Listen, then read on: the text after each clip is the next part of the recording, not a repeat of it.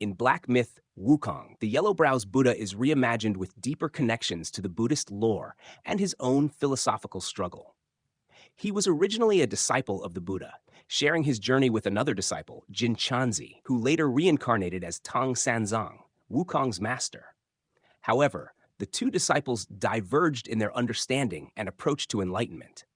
The entire conflict in Chapter 3 of the game is driven by Yellowbrow's desire to demonstrate that his perspective on enlightenment is the correct one by creating a mirror version of Jin Chanzi's journey. Yellowbrow constructs his own Thunderclap Temple, a twisted reflection of the true temple on Mount Lingshan, as a symbol of his defiance against the established order of the Buddha. Yellowbrow recruits 4 disciples whose names and attributes directly oppose those of Tang Sanzang's companions. Non-void represents the opposite of Wukong, which means enlightenment from emptiness, void. Non-void, the young man in the short film at the end of Chapter 2, rescues a fox Yaoguai and brings it home. But after having a nightmare that the fox will become an evil Yaoguai in the future, he kills it. The fox dies in agony and becomes a spirit, asking the Destined One to confront Non-Void. Why kill it just because of a dream? He replies that killing is not a sin if it prevents future harm, and that bearing the sin is a way to protect others. However, this is just an excuse and twisted logic. Non-Void acted on an assumption, believing he knew the outcome, thus violating the non-self doctrine. The monks who froze to death on the way to the new Thunderclap Temple were Non-Void's disciples. Their blind faith in his teachings, which equates suffering with enlightenment, results in tragic consequences. This suffering does not lead to spiritual awakening, but rather to death and despair, highlighting the futility of their misguided beliefs. Non-able, Buneng, opposes Bajie, whose name, Zhu Wujing, means enlightenment from abilities. Always believes his martial arts are sufficient to overcome any foe without needing other skills. How can he find enlightenment in his abilities if he assumes he already knows enough? His belief that his martial skills are sufficient illustrates a rigid adherence to self-identity. By assuming he possesses all the necessary skills, he blinds himself to the possibility of growth and learning, ultimately hindering his quest for enlightenment.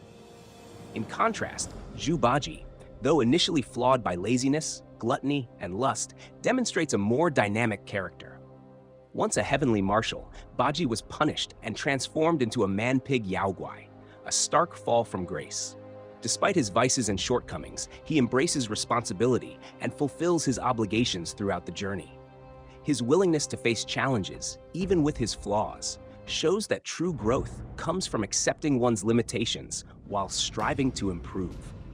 This contrast highlights that enlightenment is not about perfection, but the ability to remain open to change and to embrace one's duty, even in the face of personal imperfection. Non-pure opposes Sha Wujing, whose name means enlightenment from purity. Constantly shirks his duties and lazes around. How can he find enlightenment through purity if he is deceitful? His refusal to embrace responsibility prevents him from experiencing true purity and self-realization. In contrast, Sha Wujing exemplifies loyalty, duty, and respect. Once a general in heaven who was punished for his mistakes, Sha Wujing accepted his fate and faithfully served as Tang Sanzang's protector. Through his loyalty and steadfastness, Sha Wujing demonstrates that true enlightenment is rooted in responsibility, respect, and the humility to accept one's role. Non-white opposes the white dragon horse, Bailongma, that Tang Sanzang rode. Non-white is an actor in an opera troupe who plays the jester, but cannot accept the truth that he is unfit to play the hero.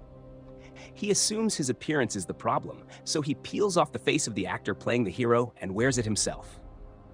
Non-white's inability to accept his role as the jester reflects a deep-seated insecurity. In contrast, the White Horse Dragon, originally a divine dragon prince and the third son of the Dragon King of the West Sea, exemplifies humility and acceptance.